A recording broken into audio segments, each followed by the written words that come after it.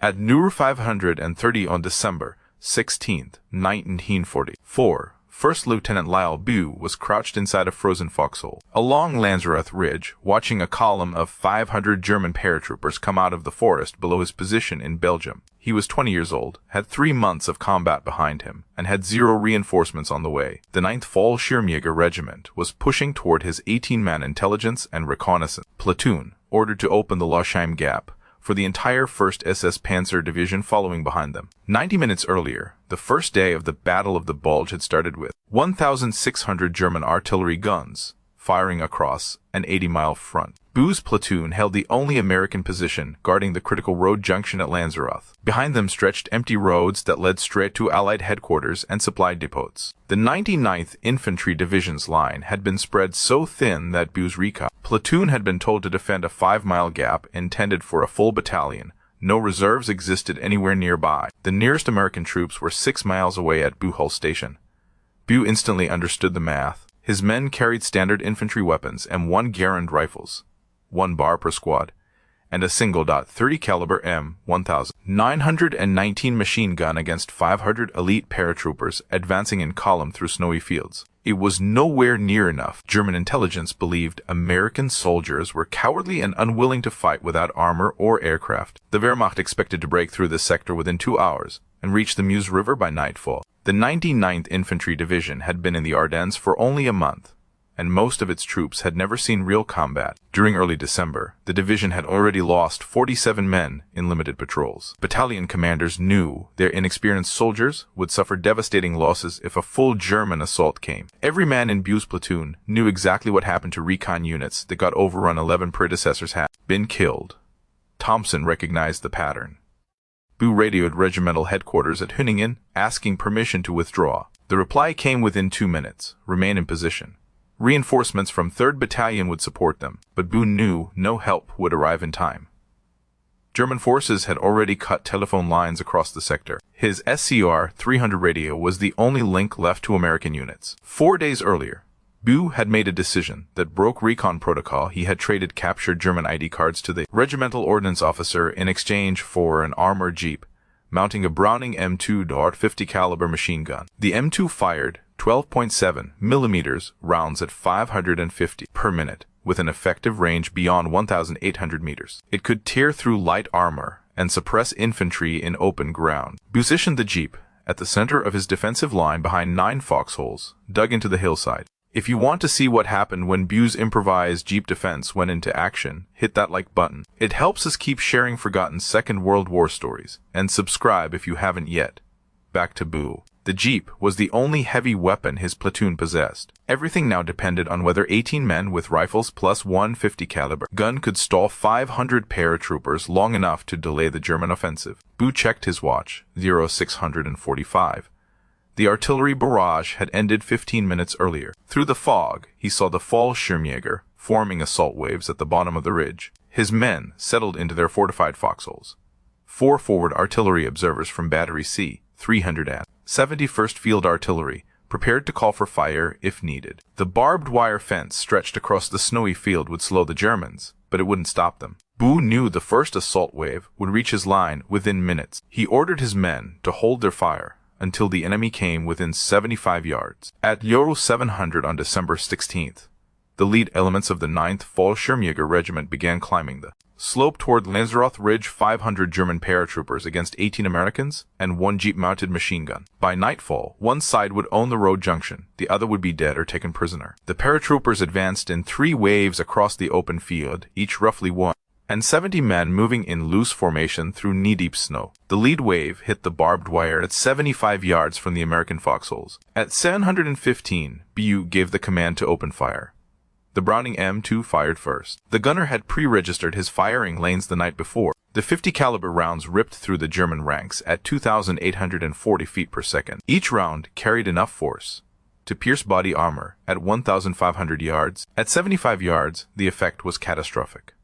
The first burst from the M2 killed 11 paratroopers in the lead squad. The remaining Germans threw themselves behind the barbed wire fence for cover. At the same moment, Boo's riflemen opened fire with their M1 Garand. The intelligence and reconnaissance platoon had been chosen precisely because every man was qualified as an expert marksman. Several of them had even attended college before the war through the Army's specialized training program. Their disciplined marksmanship became crucial in the opening minutes of combat. While regular infantry units fired in volleys, Boo's men picked individual targets. Any Germans trying to cut through the barbed wire became their primary targets. After 8 minutes of constant fire, the first assault wave pulled back. Boo counted 23 bodies lying in the snow between the fence and the tree line. German intelligence had predicted only light resistance from what they believed was a thin screening force. Instead, they ran straight into precision rifle fire combined with a heavy machine gun from fortified positions. The commander of the 9th Fallschirmjäger Regiment ordered his men to regroup at the base of the ridge.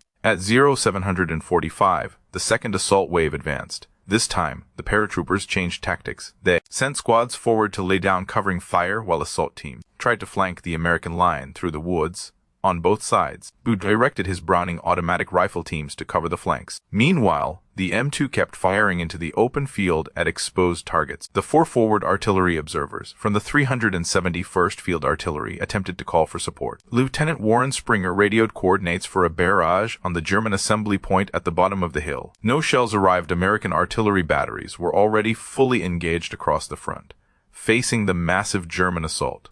The 99th Division's artillery support had been shifted to sectors where entire regiments were under attack. Boo's platoon would receive no indirect fire. The second assault lasted 19 minutes. German MG-42 machine guns set up along the tree line, pouring 200 rounds per minute into the American foxholes. The sound was unmistakable. U.S. soldiers called it Hitler's buzzsaw. But the Germans still couldn't move forward while the M2 was firing. Every attempt to cross the open field brought immediate casualties. The snow offered no concealment. At 0804, the second wave pulled back. Boo evaluated his ammo supply. His men had fired around 400 rounds in the first 2 engagements. Each soldier carried 80 rounds in clips and bandoliers. At this rate, the platoon would be out of rifle ammunition before noon. The M2 had burned through 200 of its initial 550 rounds. The gunner warned that the barrel temperature was nearing its operational limits. The Germans paused for 37 minutes during the lull. Boo watched enemy troops gathering at 3 separate positions around the base of the ridge. The 9th Fallschirmjäger Regiment was preparing a coordinated attack from multiple directions. His 18-man platoon now had to defend front and flanks at the same time. The odds grew even worse. At 0841 on December 16th, 500, German paratroopers readied themselves for the third assault on Lanzarote Ridge. Boo's men had less than half their ammunition left. The M2's barrel was glowing from continuous fire, and reinforcement were still 6 miles away with no route to reach the cut-off platoon. The next attack would decide whether 18 Americans could continue holding the key road junction in the northern sector of the Battle of the Bulge. The third assault began at 0841 with coordinated movements from 3 directions. 2 squads of paratroopers pushed through dense woods on the eastern flank, while the main force advanced across the open field. Roughly 350 men from the 9th Fallschirmjäger Regiment had been committed to this wave. Their doctrine relied on overwhelming force at the point of engagement. German officers fully expected to overrun the American line within 15 minutes. Boo positioned his 2 bar teams to hit the flanking squads pushing through the trees. The bar fired 30 caliber rounds at 550 per minute from 20-round magazines. In close-quarters forest fighting, the weapon provided strong suppressive fire, but the small magazine meant gunners had to reload every 2 seconds during sustained bursts. The flanking squad slowed but didn't stop. The M2 kept engaging targets in the open field.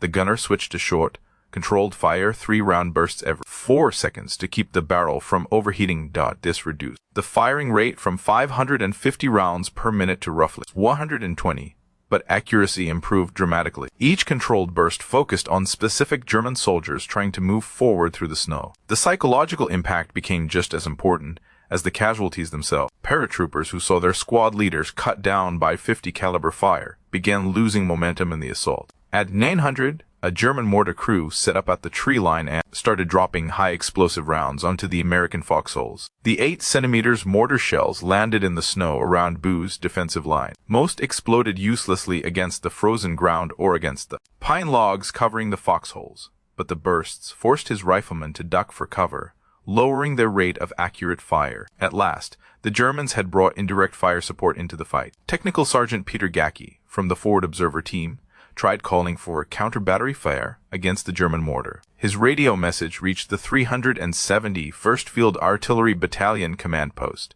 but every American artillery battery in the area had already been assigned priority missions for units dealing with much larger attacks. The Battle of the Bulge involved more than 410,000 German troops attacking along an 80-mile front. Boo's 18-man platoon represented only a tiny point within that massive offensive. No artillery support would be coming. The eastern flank assault made it to within 40 yards of the American foxholes before the bar team halted it. Private First Class William James emptied 3 full magazines in rapid succession, dropping 11 German paratroopers. The attackers pulled back into the trees at 0917. Casualties from that flank attack totaled 19 killed or wounded. The deep snow prevented the Germans from maneuvering without exposing themselves. Across the open field, the main assault wave had stalled at the barbed wire fence. The M2 continued to lay suppressive fire across the killing ground. Any German soldier who attempted to cut the wire instantly became a target. Bodies accumulated along the fence. The American gunner estimated he had fired 420 rounds since the fighting began at 715. Around 130 rounds remained in the ammunition boxes. At the current burn rate, the M2 would be empty before 1,100 hours. Boo radioed regimental headquarters again at 0930. He reported the ammunition levels and requested immediate resupply. The response came back. No convoy could reach Lanzerath, while German forces controlled all approach roads. The platoon would need to conserve what ammo remained and hold its position with existing resources. The order was unchanged: do not withdraw. The 3rd German assault pulled back at 943 after 62 minutes of non-stop fighting. Boo counted 41 enemy casualties visible in the snow between the tree line and his line of foxholes. Actual losses were higher. Wounded paratroopers had been dragged back during the assault. The 9th Fallschirmjäger Regiment had now struck the platoon 3 times and failed every time to break through, but the math was unavoidable. Boo's men had fired about 900 rifle rounds. Each soldier had fewer than 30 rounds left. The M2 held only 130 rounds. The next German attack would likely be the last one they could resist effectively. And through his binoculars, Boo saw German officers gathering their troops for a 4th assault. The 4th attack began at 10:17. The 9th Fallschirmjäger Regiment's commander had reorganized his battalion into one massive, concentrated wave. Roughly 400 paratroopers advanced at once across the full width of the ridge. The tactic abandoned flanking attacks in favor of overwhelming the American line with sheer numbers. German doctrine referred to this as concentration of force at the decisive point. Boo watched the assault forming through his binoculars. The German line stretched nearly 200 yards across the snow-covered field. Individual soldiers maintained 10-yard intervals between one another. This spacing reduced losses from machine gun fire, but made coordination more difficult. Smoke grenades created pockets of concealment across the battlefield. The paratroopers had learned from their 3 failed attempts. This attack showed clear professional adaptation under fire. The M2 opened up at 150 yards. The gunner aimed for targets along the flanks first, trying to squeeze the German formation toward the center where the rifleman's fire could have maximum effect. The 50 caliber rounds tore through the smoke, striking paratroopers who believed they were concealed, but the barrel temperature had reached a critical threshold. After firing 60 rounds, the gunner reported that accuracy was starting to drop. The weapon was still operable, but shot dispersion had increased noticeably. Boo's riflemen began engaging targets at 100 yards. Each man picked individual Germans and fired deliberate, aimed shots. The expert marksmanship that characterized the intelligence and reconnaissance platoon became decisive in this phase of the battle. While the M2 laid down suppressive fire, the rifles delivered most of the casualties. 16 Americans firing M1 Garands in semi-automatic mode could place roughly 120 accurate rounds per minute onto exposed targets. The German formation reached the barbed wire fence at 10:29. Paratroopers with wire cutters pushed forward under covering fire from MG-42 teams set up at the tree line. For the first time in the fight, German troops successfully breached the obstacle. 3 teams cut openings through the fencing. The assault wave surged through the gaps, heading straight toward the American foxholes. At 10:32, the M2 fired its final belt. The gunner had stretched the last 130 rounds across 15 minutes of fighting. When the big gun finally went silent, the psychological effect spread instantly across both sides of the battlefield. German paratroopers who had spent over 3 hours avoiding 50 caliber fire recognized the shift immediately. Their advance quickened. American riflemen increased their firing rate to make up for the loss of their heavy weapon. Boo instructed his men to fix bayonets. The German assault had closed to within 50 yards of the defensive line. Individual paratroopers were visible through the thinning smoke, some carrying stick grenades, others preparing to rush the foxholes with submachine guns. The battle had shifted from long-range precision to close-quarters combat. Every American soldier understood what happened when German assault troops reached defensive positions. Private First Class Robert Lambert fired his final clip at 10:38. Reaching for his ammunition bandolier, he realized it was empty. Across the perimeter, other soldiers reported the same situation. The platoon had fired roughly 1,200 rifle rounds during 4 hours of continuous fighting. Fewer than 200 rounds remained among 18 men. Some soldiers had 5 rounds left, others had 15. None had enough ammunition to sustain fire for more than a few minutes. The forward artillery observers made one last attempt to request support. Technical Sergeant Peter Gacke transmitted coordinates for fire missions again. The German assembly points and the MG-42 positions, suppressing the line. The 371st Field Artillery Battalion acknowledged the request, but could not spare guns for Landsrath Ridge. Every available artillery piece was committed, supporting regiment-sized formation, battling German armor and infantry across the entire Ardennes front. At 10:45 on December 16th, the 4th German assault reached peak intensity. 400 paratroopers pressed against defensive positions held by 18 Americans armed with fewer than 200 rifle rounds and no heavy weapons. The M2 sat silent on its jeep mount, the barrel discolored from heat. Boo knew his platoon could hold out perhaps 10 more minutes before ammunition ran out entirely. The 9th Fallschirmjäger Regiment had taken more than 90 casualties attacking the single ridge position, but German commanders understood the arithmetic. The Americans would eventually exhaust their ammunition, and when they did, 500 paratroopers would overrun 18 riflemen within minutes, behind the assaulting infantry. The 1st SS Panzer Division waited for the road junction to be cleared so their armor could push toward the Meuse River. Everything depended on the next 10 minutes at Landsrath Ridge. The German paratroopers broke into the American perimeter at 10:53. A squad of 12 Fallschirmjäger slipped between 2 foxholes on the eastern flank, where ammunition had run out first. Those soldiers had fired their final rounds 2 minutes earlier. They fought with hand grenades and entrenching tools. One American swung his empty rifle as a club. Close quarters fighting against trained German assault infantry rarely ended well for defenders. Boo redirected 3 riflemen from the center of the line to seal the breach. These men still had ammunition. They fired at point-blank range into the German squad that had broken through. 7 paratroopers fell. The remaining 5 pulled back toward the wire.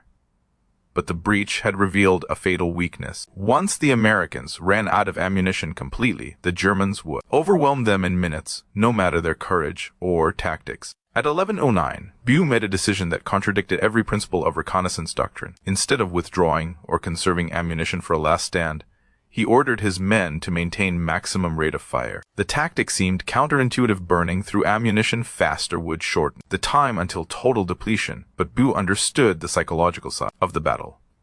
As long as his platoon kept up a heavy volume of fire, the Germans would assume the Americans still possessed real defensive strength. The riflemen shot as fast as they could line up targets. The M1 Garand, driven by its semi-automatic gas system, automatically cycled after each trigger pull. With enough ammunition and visible targets, a trained soldier could place about 40 accurate rounds per minute. For the next 8 minutes, Boo's last 14 men who still had ammunition poured steady, accurate fire into the advancing Germans. The paratroopers interpreted this sudden rise in fire rate as proof that new ammo supplies or even reinforcements had arrived. By 11:21, the 4th German assault wave pulled back. The 9th Fallschirmjäger Regiment had thrown its entire battalion into 4 separate attacks over 4 hours. Their losses had reached 92 men killed, wounded, or missing. Officers reported to division command that the position at Landsrath Ridge appeared to be defended by a reinforced American company with heavy weapons. German intelligence had completely misread the actual size of the force. The Wehrmacht believed they were assaulting a large, well-supplied defensive line, not 18 men nearly dry on ammunition. At 11:30, Boo ran an ammunition count. The results were devastating. The entire platoon possessed just 73 rifle rounds. Some soldiers had none, others had 5 or 6 rounds left. The M2 remained silent, its empty ammunition boxes scattered around the jeep. The forward artillery observers were also out of rifle ammunition. 22 Americans now held the single most important road junction in the northern sector of the Battle of the Bulge, with only 73 rounds left between them. The temperature had fallen to 20°F, snow drifting across the ridge. Boo's men had held their positions since their fine city without food or water. Several soldiers displayed early signs of cold injuries. Private First Class Risto Malovich reported numbness in his feet. Technical Sergeant William Slate carried minor shrapnel wounds from mortar bursts, yet no American had been killed. Forward Artillery Observer Technician, 5th grade Billy Queen had taken a bullet through the shoulder but refused to leave his post. At 11:45, Boo spotted German officers gathering near the tree line, this time with reinforcements. The 9th Fallschirmjäger Regiment was being strengthened by fresh troops from the division reserve. Through his binoculars, he counted nearly 200 additional paratroopers moving into attack position. The Germans were preparing their 5th assault-rested troops against defenders who had just 73 rounds remaining. B radioed regimental headquarters and reported the situation. The answer came within 60 seconds. The 3rd Battalion could not break through to Landsrath. All roads into the area had been cut by German forces. Artillery support was still unavailable. The standing order remained unchanged. Hold your ground. Do not withdraw. Boo confirmed the message and returned to his foxhole. The truth was harsh. His platoon had held back the German offensive for over 6 hours, inflicted nearly 100 casualties on elite airborne troops. But the raw math of ammunition versus manpower could not be balanced forever. When the 5th German attack came likely within the next half hour, 18 Americans with 73 rounds would be forced to face roughly 400 fresh paratroopers. The final outcome was beyond doubt. At 12:15 on December 16, 1944, Lyle Boo watched German assault teams form up for their 5th charge at Landsrath Ridge. His men had fought longer and harder than anyone expected, but physics and arithmetic were now about to decide the end. The question was no longer whether the Germans would seize the ridge. The question was simply how many more hours Boo's platoon could delay the 1st SS Panzer Division's push toward the Meuse River. The 5th German assault began at 12:37. Around 400 paratroopers advanced in a modified formation, prioritizing speed over spacing. The regiment had committed its reserve companies to this attack. Fresh soldiers who had not taken part in the earlier 4 waves moved confidently across the snowy field, believing they faced a well-supplied enemy. German intelligence still vastly overestimated American numbers. Boo divided the remaining 73 rounds evenly across his platoon. Soldiers with marksmanship marksmen with qualifications were given priority. Men without ammunition were told to take rifles, and bandoliers from casualties whenever the chance appeared. The defensive plan had been reduced to its most basic form, fire until the ammunition was gone, then fight with grenades and bayonets. No other options remained. The American riflemen held their shots until the Germans closed to 60 yards. At that distance, every bullet needed to matter. Their first volley dropped 11 paratroopers. The Germans immediately went prone and began returning fire with rifles and MG-42s. But with the M2 silent, the Americans could no longer halt the slow, steady German advance. Squad by squad, the paratroopers crept forward through the snow using fire and maneuver tactics. At 12:51, 3 German soldiers reached a western flank foxhole where the defenders had already used their last rounds. The Americans fought back with entrenching tools and bare hands. 1 German collapsed with a fractured skull. The other 2 withdrew after receiving knife wounds, but the moment showed just how close the entire line was to hand-to-hand combat. The Germans were now within grenade range of several positions. Boo counted what he had left: 16 rounds. Around the line, his men carried similar amounts. Some soldiers had already fixed bayonets, preparing for the final stage of a fight. The forward artillery observers kept calling for fire support despite knowing none would come. Technical Sergeant Peter Gaki transmitted targeting data every 5 minutes, as though repetition might somehow change the situation. It did not. By 1300, the German assault gathered momentum. Paratroopers had cut the wire barrier in 4 different places. Small teams of 3 to 5 advanced toward the American foxholes under the cover of smoke grenades. The defenders used what ammunition remained to stop these groups. Every shot hit a German, but the math could not be escaped. 73 rounds spread across 400 attackers meant most Germans would still reach the line. At 13:14, Private First Class William James fired the last round in his M1 Garand. The familiar ping of the ejecting clip signaled an empty weapon. He drew his bayonet and prepared to fight at close range. Across the perimeter, more soldiers reached that same point. The Battle of Landsrath Ridge had entered its final moments as a fight fueled by ammunition. From here on, grenades and edged weapons would decide what happened. Boo fired his last bullets at 13:17. Across the 22 Americans, only 18 rifle rounds remained. The M2 stayed silent on the jeep mount. The artillery Observers had no carbine ammunition left for the first time in 6 hours of non-stop combat. American fire dwindled to isolated single shots. German officers noticed instantly and ordered their assault teams forward. At 13:20, about 50 German paratroopers charged the American foxholes from 3 directions at once. The defenders hurled grenades and used their last rifle shots. A few Germans fell, but the wave closed within 20 yards of the line. Boo could now see individual faces, young men, in their 20s, experienced soldiers, carrying out the assault doctrine they had been trained for all their lives. The Americans readied themselves for the final stand, bayonets fixed, grenades armed, entrenching tools gripped tight. Every man understood the next 2 minutes would decide whether they lived or died. The Wehrmacht did not have a reputation for sparing units that inflicted heavy casualties. 92 German paratroopers had already fallen attacking this ridge.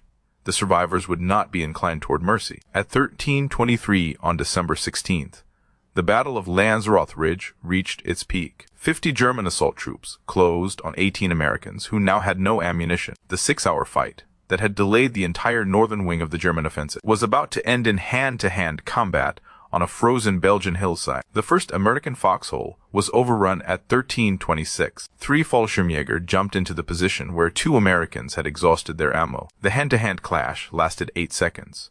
1 German was killed with a bayonet through the chest. Both Americans suffered knife wounds but fought on. A German officer dragged 1 defender out of the foxhole at gunpoint. The Wehrmacht had finally broken the perimeter after 6 hours of continuous attack. More German troops surged through the opening. Boo ordered his men to cease fire and surrender. Continuing to resist without ammunition would only ensure the deaths of soldiers who had already exceeded every expectation. At 13:32, 18 men of the intelligence and reconnaissance platoon, along with 4 artillery observers, raised their hands. The Battle of Lanzarote Ridge ended after 7 hours and 57 minutes of unbroken combat. German casualties were visible across the snow-covered field. 92 bodies lay scattered between the tree line and the American foxholes. Some had fallen at the wire, others during the assault waves. The 9th Fallschirmjäger Regiment had lost roughly 16% of its fighting strength attacking a position held by just 22 Americans. Battalion leaders reported to division command that they had finally overrun what they believed was a reinforced U.S. company supported by heavy weapons. Technical Sergeant William Slate, though hit by shrapnel during the fighting, was still able to walk. 14 other members of Boo's platoon had been wounded by rifle fire, mortar fragments, or grenade blasts. Only a single American had been killed. Technician 5th grade Billy Queen, one of the forward artillery observers, died manning a machine gun position during the 4th German assault. The casualty ratio now stood at 92 Germans killed or wounded versus 1 American killed and 14 wounded. The German troops who seized the American line expressed disbelief at how small the defending force actually was. A Fallschirmjäger sergeant inspected the silent M2 mounted on the jeep and asked Boo how many machine guns his unit had. When Boo pointed to the .50 caliber, the sergeant refused to accept it. German doctrine insisted that continuous heavy machine gun fire required several guns with overlapping sectors and consistent resupply. The idea that a single weapon, operated by exhausted soldiers, could generate such a defensive effect contradicted everything they had been trained to expect. At 1,400, the German battalion commander arrived at the captured position. He immediately ordered his medics to treat German and American wounded without distinction. Aid stations were set up inside houses in Lanzarote village.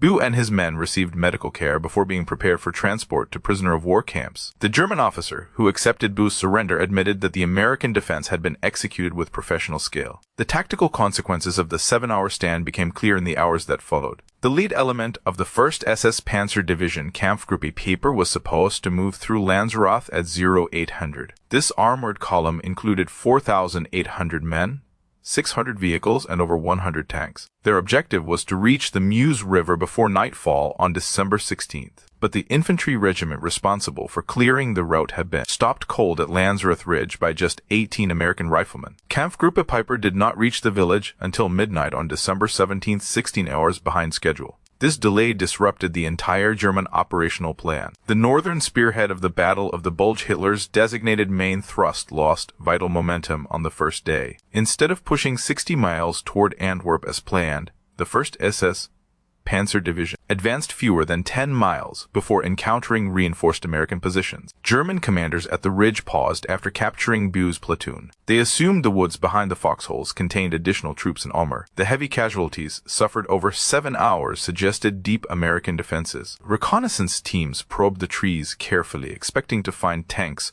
or fresh units. They found only empty forest, but the delay had already proved decisive. At 16:30 on December 16th, 1944, Bue and his wounded platoon began their march into German captivity. They had held Lanzarote Ridge for over 11 hours against roughly 500 attacking paratroopers. They had inflicted 92 casualties while suffering 1 killed and 14 wounded, and they had delayed the main German armored thrust by 16 hours. None of them knew it. As POWs, they believed they had failed. The real significance of their stand at Lanzarote Ridge would not be understood for decades. 2 days after the battle, German troops loaded Bue and his wounded platoon into boxcars at Junkerath. 72 American prisoners were crammed into a single cattle car built for 40. The train moved east into Germany without food or water. Inside, temperatures fell below freezing. By Christmas Day, 7 men in Bue's car had died from wounds, exposure, or dehydration. The survivors were sent to POW camps at Nuremberg, Hammelburg, and Moosburg. Bue remained in German captivity for 5 months. Conditions worsened as the Wehrmacht collapsed in early 1945. Food rations dropped to a thin soup once per day. Allied bombing raids targeted rail lines and depots around the camps. German guards grew more hostile as defeat loomed. Many prisoners developed pneumonia, dysentery, or hepatitis. When U.S. forces liberated the camps in April 1945, Bue weighed just 112 pounds, down from 165 pounds on December 16th. The intelligence and reconnaissance platoon returned home believing they had failed at Lanzarote. Bue considered the wounding of 14 men and the capture of his entire unit a complete tactical defeat. He had no idea that his platoon had stalled the 1st SS Panzer Division for 16 full hours. He didn't realize that the northern flank of the Battle of the Bulge had fallen, dangerously behind schedule because of what happened at Lanzarote Ridge. All he knew was that once his ammunition was gone, he'd been taken prisoner. After the war ended, the platoon scattered. Men returned to civilian life across the United States, and no one talked about Lanzarote Ridge again. The fight had been buried beneath the larger events of the Battle of the Bulge. Bastogne drew worldwide attention. The Malmedy massacre sparked war crimes trials, but an 18-man reconnaissance platoon that held a ridge for 7 hours slipped out of history without a word. In 1965, the U.S. Army released a multi-volume history titled The Ardennes, The Battle of the Bulge. Author Hugh Cole mentioned Bue's platoon briefly, almost as an afterthought. Private First Class William James, who had been at Lanzarote, saw the reference and grew upset at how little recognition their stand received. He reached out to Bue and urged his former lieutenant to push for proper acknowledgement of the platoon's actions. Bue wrote letters to his old division commander, Major General Walter Lower, asking that every man in his unit be decorated for the defense of Lanzarote Ridge. In June 1966, a silver star showed up in Bue's mailbox, but not a single other member of the platoon was honored. Bue refused to accept an individual award when his entire unit had fought as one, so he began a 15-year effort to make sure every soldier got the recognition they deserved. The campaign required congressional hearings, endless letters, and interviews with military historians. John Eisenhower detailed the battle in his book The Bitter Woods. Columnist Jack Anderson wrote about the forgotten platoon nationwide. Slowly, the truth of Lanzarote Ridge began to surface. 18 men with 1 Jeep-mounted machine gun had halted 500 attacking paratroopers for 7 hours and delayed an entire SS Panzer Division on the first critical day of Germany's last major offensive. On October 26, 1981, the U.S. Army officially acknowledged the intelligence and reconnaissance platoon stand at Lanzarote Ridge. Every member of the unit received awards. 4 men, including Bue, were given the Distinguished Service Cross. 5 earned Silver Stars. 10 received Bronze Stars, with the 5 device for valor. And the entire platoon was awarded the Presidential Unit Citation. Those decorations made Bue's platoon the most decorated American unit of its size for a single action in World War II. 37 years had passed between the battle and the recognition. Some of the men had died without ever knowing their sacrifice was finally honored. William James, the man who pushed to start the recognition campaign, died in 1977 after undergoing 37 surgeries to repair the wounds he suffered at Lanzarote. But the surviving soldiers finally understood they hadn't failed. They had achieved something remarkable. If this story touched you the way it did us, Do me a favor, tap that like button. Each like tells YouTube to share this story with more people. Subscribe and turn on notifications. We're bringing forgotten stories out of dusty archives, everyday stories of soldiers who held impossible lines with improvised defenses. Real people, real courage. Drop a comment below and tell us where you're watching from. Are you in the United States, the UK, Canada, Australia? Our community stretches across the whole world. You're not just a viewer, you're helping keep these memories alive. Tell us your location. Tell us if someone in your family served, or simply say you're here. Thank you for watching, and thank you for making sure Lieutenant Boo and his 18 soldiers are not lost to silence. These men deserve to be remembered, and you're helping make that happen.